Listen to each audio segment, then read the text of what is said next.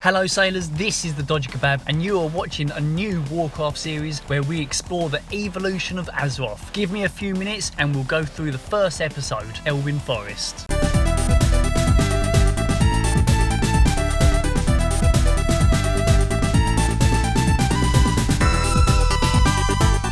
So some viewers are not entirely happy that I'm moving away from private server content and going to put out more video game videos. So I've decided to meet you halfway. I'm going to mix it up a bit. I'm still going to produce the gaming content I want to make, but to keep the Warcraft fans happy, I'm also going to use Warcraft emulation to revive an old series of mine. You may remember many years ago I did a series called Vanilla vs Cataclysm, where I showed the difference between the superior vanilla version of Warcraft and the dumpster fire that Blizzard made people endure with the Cataclysm expansion. Well, those videos are old and frankly a bit crap. Not to mention now I have access to more versions of Warcraft, including the 0.5 alpha version. So let's see how the game has changed in this new series called the Evolution of Azeroth. Let's start with Elwynn Forest.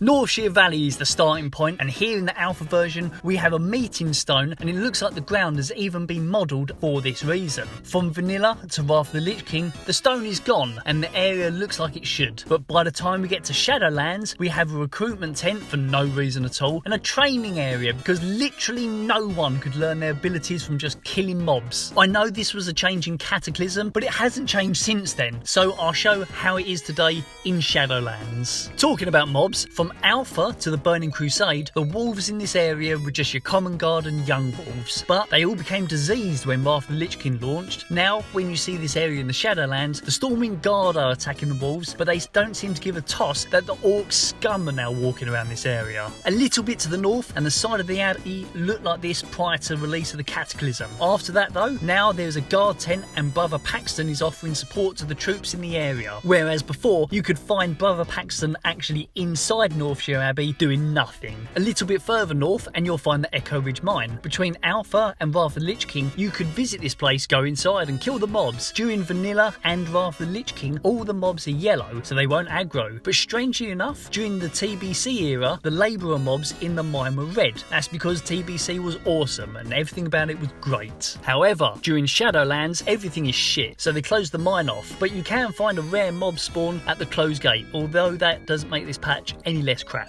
Over the other side of the water in Northshire now, and in Vanilla and TBC, the mobs in the Wineyard are red, so they aggro the new players that come across them. This changed in Wrath of the Lich King, as they were changed down to just yellow mobs. This made the Grape Gathering quest very easy, as you could just run straight past the bad guys here. However, in the present day of Warcraft, the Wineyard has been burnt to the ground and different orc mobs walk around this area, and they're red. You'll still have to kill these mobs for a quest, but you also have to put the fires out instead of collecting the grapes. The last bit in Northshire that we'll look at is what I call the boss area. From Vanilla through to Wrath of the Lich King, the boss of Northshire was Garrick Padfoot, who is just north of the Wineyard. Once you've killed him, you've pretty much done all the quests in the area. After Wrath of the Lich King, this area had been burnt down, and you have an orc boss just around the corner from here who pretty much serves the same purpose. This same section in Vanilla to Wrath of the Lich King doesn't have really anything in it. Let's leave Northshire and go to everyone's favourite place, Goldshire. First of all, in the alpha version, there is a meeting stone here. This was removed in Vanilla and never seen again. If you look at the Lion's Pride Inn on the alpha version, you'll notice that the graphics tile has a shadow effect applied to it. This was gone by Vanilla and the area used a lighting source instead. By the time we get to Shadowlands, the light source is not as strong and a quest board has been added because players need their hands held through the game now. Elsewhere in Goldshire, the side of the blacksmith should look like it does here in Vanilla, Burning Crusade and Wrath of the Lich King. After Wrath of the Lich King, Blizzard decided that walking literally 2 minutes to Stormwind was too much and put in a flight point. Also in Shadowlands, we can see the Stormwind Horse Guard parading through the village. This doesn't happen in Wrath of the Lich King or before. Just south of here is a mine that many players will know, and that is the Azure Lode Mine. Well, that's what it's called in in the alpha version. By the time the game released in vanilla, it was renamed to what we know now as the Fargo Deep Mine. In vanilla, Azeroth mine would also be found in the Hillsbrad foothills. So in alpha, what was this mine called? Well, it was also called the Azeroth mine. Inside the Fargo Deep Mine in vanilla, we can find a quest mob called Goldtooth hanging out. This was changed after Wrath of the Lich King, so in the Shadowlands you can find Goldtooth at his own little den on the hill above the mine. This section prior to the Cataclysm looked like this, just a plain hillside in the forest. Close by here is a farm owned by the Stonefield family. Here in vanilla you'll notice that the boar mob called Princess is not here. That's because before Cataclysm, Princess was actually at the Brackwell pumpkin patch over the other side of the forest. Princess looks like a normal boar mob but is flanked by two other mobs. So here in Shadowlands, Princess is now located at the Stonefield farm, now walks around by herself and has a new model. Close by here at Mirror Lake, you can see here in vanilla that the waterfall that feeds the lake is as nature intended. It's only a minor difference here in Shadowlands, but you can see a storm grate has been installed. What this achieved is unclear, but I suspect it's a little bit of remodelling to stop people from getting stuck in the rocks. Before we move on, I just want to point out something that is retarded in Shadowlands. So a lesser healing potion in vanilla restores 140 to 180 health, where a regular healing potion restores 280 to 360 health. Makes sense, right? The regular potion does more than the lesser version. Right, so now in Shadowlands, a lesser healing potion gives 110 health, but a regular healing potion only gives you 68 health. What?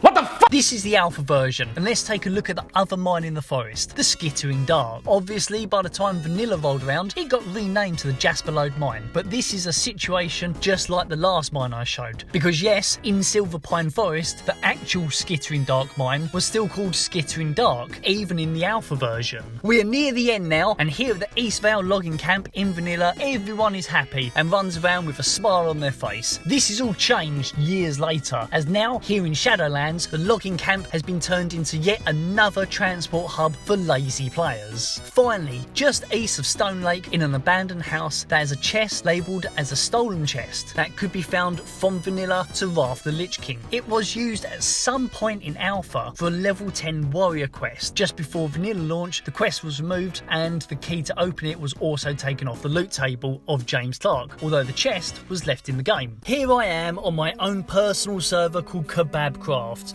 It's an ever so slightly tweaked version of the Nestarius private server code, and here I am spawning James's key so we can finally open the chest to find out what was in there all along.